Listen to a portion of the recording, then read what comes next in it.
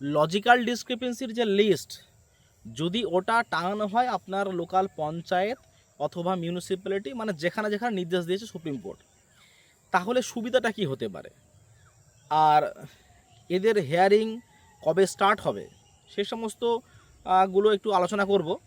এবারে মাধ্যমিকের অ্যাডমিট কার্ডও আপনারা দেখেছেন যে অ্যালাউ করা হয়েছে। এটা কিন্তু পুরোপুরি এখনও 100% পুরোপুরি গ্রহণযোগ্য এখনও হয়নি, কিন্তু যতটুকু যা শোনা যাচ্ছে যে ওটা একটা যে গ্রহণযোগ্য করার দিকেই বেশি ঝুঁকে আছে সুপ্রিম কোর্টে, যতটুকু যা শোনা যাচ্ছে। 100% কিন্তু পুরোপুরি এখনও পুরোপুরি কনফার্ম হয়নি।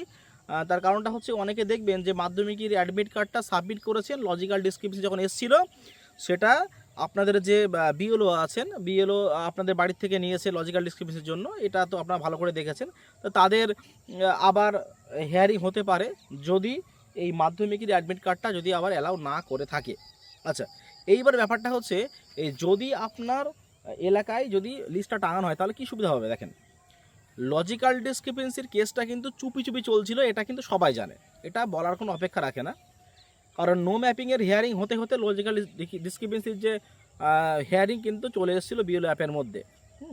সেই নিয়ে আমি তো অনেক ভিডিও বানিয়েছি অলরেডি। তা লজিক্যাল ডিসক্রিপেন্সি প্রথমে আমার এসেছিলো 217টা, তারপর সেখান থেকে কিছু নাম উঠে গেছিলো, তারপরে আবার সে কিছু সাবমিট করা হলো, তারপরে ডিরেক্টলি যেই সমস্ত নাম, যে সমস্ত বিএলও লেটার দিয়ে যে ডকুমেন্ট সাবমিট যেগুলো করা হলো না, সেইগুলো ডিরেক্টলি আমাদের হিয়ারিংয়ের ওখানে চলে আসলো। হ্যাঁ, এই সমস্তগুলো হয়েছিল। তা এখন তারপরে ভাবলাম হয়তো যে লজিক্যাল ডিসক্রিপেন্সি যে সমস্তগুলো ওখানে সাবমিট করা হয়নি, যেগুলো চলে এসছে হিয়ারিংয়ের জন্য, তারপরে হয়তো লজিক্যাল ডিসক্রিপেন্সি আসবে না। তারপরে দেখা গেল যে কিছুদিন পরে বহু সংখ্যক লজিক্যাল ডিসক্রিপেন্সির যে হিয়ারিংয়ের নোটিশ আস্তে আস্তে আস্তে আস্তে শুরু করলো, যে টোটাল আমাদের পশ্চিমবঙ্গ জুড়ে, সেটা আপনারা ভালো করে জানেন। যেটা হিসেব দেখানো হচ্ছে যে 1,36,00,000, আমার তো মনে হয় না, তার থেকে আরও বেশি হতে পারে। তার কারণটা হচ্ছে এএসডিটি ভোটার যেভাবে বাদ গেছে তাতে যদি 58 লাখ হয়ে থাকে, আর এত সংখ্যক যে লজিক্যাল ডিসক্রিপেন্সি আসছে, তাহলে আমার তো মনে হয় 2 কোটি প্লাস হয়ে যাবে। তার কারণটা হচ্ছে আপনারা দেখেছিলেন প্রথমে হচ্ছে 1,36,00,000 ছিল লজিক্যাল ডিসক্রিপেন্সি, সেখান থেকে হলো 96 লাখ, নয় 40 লক্ষ বাদ, আজকে আবার সুপ্রিম কোর্টে হলো 1,36,00,000। তলায় তলায় কিন্তু আরও কিছু আছে, কারণ যখন লিস্ট টাঙানো হবে যে লজিক্যাল ডিসক্রিপেন্সি এরিয়ায় ওই আওতায় কোন কোন ভোটারগুলো পড়েন, যখন আপনারা ভালো বুঝতে পারবেন, আপনার এলাকায় যখন লিস্ট টাঙানো হবে তখন ভালো করে আরও বোঝা যাবে যে অ্যাকচুয়াল সংখ্যাটা কত লজিক্যাল ডিসক্রিপেন্সি। লজিক্যাল ডিসক্রিপেন্সির মধ্যে শুধু আমরা ভেবেছিলাম যে প্রয়োজনী যারা আছেন তাদেরই শুধু পড়বে, এখন প্রয়োজনী থেকে শুরু করে সেলফ ম্যাপিং শুরু করে যত যা কিছু আছেন লজিক্যাল ডিসক্রিপেন্সির মধ্যে সবাই পড়ে গেছেন আস্তে আস্তে।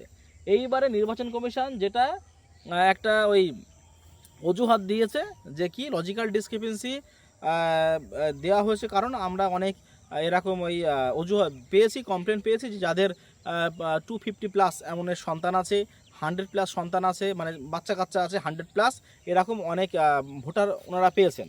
আর সেই কারণে লজিক্যাল ডিসক্রিপেন্সির মধ্যে এত মানে কোটি প্লাস ভোটকে ফেলা হলো। এইবারে ওনারা কিন্তু একবারও বললেন না যে আমরা যখন নোটিশ দিয়েছি অনেকে 4 সন্তান আছে, সেইগুলো 6 সন্তান বলে নোটিশ দিয়েছি, সেটা কিন্তু একবারও বলেনি। হ্যাঁ, আবার তার উপরে দেখেন যে আমরা যে ইচ্ছাকৃতভাবে যে এআই দ্বারা ভিতরে বিএলও অ্যাপের মধ্যে ভুল করেছি, সেটাও কিন্তু একবারও বলেনি নির্বাচন কমিশন। আবার তার উপরে দেখছেন যে এখন আবার BLA 2 নিয়ে আমি কথাবার্তা বলছি যে BLA 2 কেন বলা হয়েছে। হ্যাঁ, তা এই সমস্ত ভুলের দায় কিন্তু নির্বাচন কমিশনের নেই, শুধু সাধারণ মানুষের আর বিএলওদের। কারণ বিএলওদের কাছ থেকেই কিন্তু যে বিএলও যে লেটার যেটা আছে সেটা বিএলওদের কাছ থেকেই নেওয়া হচ্ছে, আর বিএলওরা স্বীকারোক্তি দিচ্ছে যে অমুক ভোটার স্থানীয়, আগে যা নাম আর এখন যা নাম তার কোনো প্রকারে কি ভুল হয়েছে, বা সে মানে অ্যাকচুয়ালি উনি স্থানীয়, এক কথায় সেটা বিএলও স্বীকারোক্তি দিচ্ছে। আর এটাই কিন্তু সবথেকে বড় ডকুমেন্টস। আপনারা যেটা দিচ্ছেন যে হয়তো লজিক্যাল ডিসক্রিপেন্সির সঙ্গে অন্য যে ডকুমেন্টসগুলো আপনারা দিচ্ছেন বিএলও লেটারের সঙ্গে, তার থেকে কিন্তু সবথেকে বড় ডকুমেন্টস বিএলও লেটার।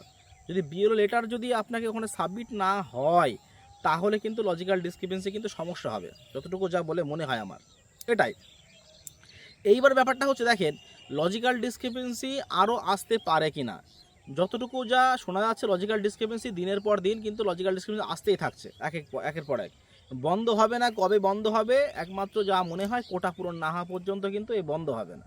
হ্যাঁ, কোটার জন্যই মনে হচ্ছে এগুলো করা হচ্ছে। প্রথমে শুনেছিলাম যে নো ম্যাপিং গেলে শুধু হিয়ারিং হবে।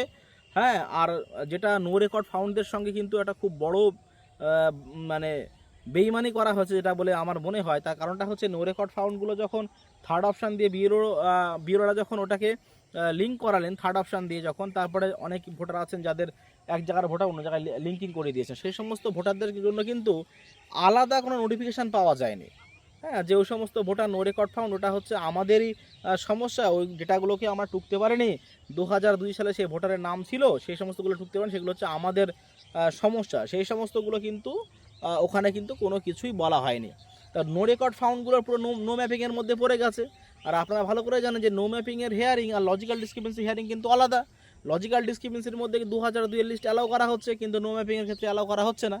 আর নো ম্যাপিং মানে হচ্ছে ওর প্রয়োজনে কেউই নেই, এরকম একটা ব্যাপার। আবার তার উপরে নো ম্যাপিংয়ের মধ্যে এই সমস্তগুলো উল্লেখ করা হয়নি যে নো ম্যাপিং আছে, 2002 সালের আগে এদের ভোট আছে, সেই সমস্তগুলো কিন্তু বলা হয়নি। 2002 সালের সময় যে ভোটগুলো যে ট্রান্সফারের কারণে যে ভোটগুলো কাটা গেছে 2002 সালে, আর 2002 সালে লিস্ট দেখে যে এসআর করা হচ্ছে সেটাও কিন্তু বলা হয়নি। এমন মানে সমস্যার মধ্যে বহু ভোটার পড়েছেন। আমার বুথেও প্রচুর ভোটার নাম পড়েছেন যে 2002 সালের আগে নাম ছিল, ট্রান্সফারের কারণে 2002 সাল থেকে নামটা কাটা গেছে, সেই সমস্ত কিন্তু বহু ভোটার আমার বুথেই আছে। আর সেই সমস্তগুলো কিন্তু আমি কোনো কিছু করতেই পারিনি। ওদের নো ম্যাপিং যেভাবে হয়েছে, নো ম্যাপিংতে যেভাবে ডকুমেন্টস আপলোড করা হয়েছে, সেইভাবে আপলোড করা হয়েছে। একটা ভোটার যেটা আছেন যে 2002 সালে ওনার বাড়ির ফ্যামিলির নাম ছিল, সেই ভোটারের বাড়ির ফ্যামিলি না, ওনার সেলফ ম্যাপিং 2002 নাম ছিল, কিন্তু ওনার লিঙ্কটা অন্য একজন করে দিয়েছেন। যে ভোটারটা, সেই ভোটারের ডকুমেন্টসগুলো সব ছিল, মানে মাধ্যমিকের অ্যাডমিট, হ্যাঁ, তারপরে কাস্ট সার্টিফিকেট, ওনার সব ডকুমেন্টস ছিল, আর ওনার ডেট অফ বার্থ বিফোর 1987। তো সেই ভোটারটার কোনো সমস্যা কিছু হয়নি, কারণ ওর পর্যাপ্ত ডকুমেন্টস রয়েছে। কিন্তু এই নো রেকর্ড ফাউন্ডে এরকম ডকুমেন্টস কজনার আছে, যেটা ওনারা ছিলেন, উনি শিক্ষিত মানুষ ছিলেন। তা এটাই হচ্ছে ব্যাপার। নো রেকর্ড ফাউন্ডের সঙ্গে কিন্তু খুব বড় মানে একটা বেইমানি করা হয়েছে। আর লজিক্যাল ডিসক্রিপেন্সি যখন আপনার লিস্ট পেয়ে যাবেন, অ্যাকচুয়ালি তখনই বোঝা যাবে যে এই লজিক্যাল ডিসক্রিপেন্সির আওতায় মোটামুটি কত ভোটার আছে। যাই হোক, তো আজকে ভিডিও এই পর্যন্তই। পরবর্তী ভিডিও আপডেট চ্যানেলকে সাবস্ক্রাইব করে পাশে বেল আইকনে ক্লিক করুন। ধন্যবাদ।